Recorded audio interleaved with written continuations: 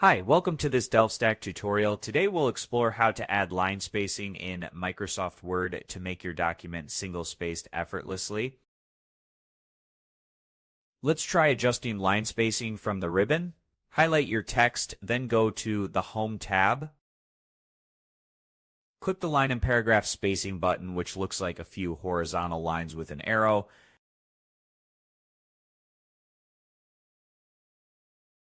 Select 1.0 from the drop-down list, and your text will be single-spaced.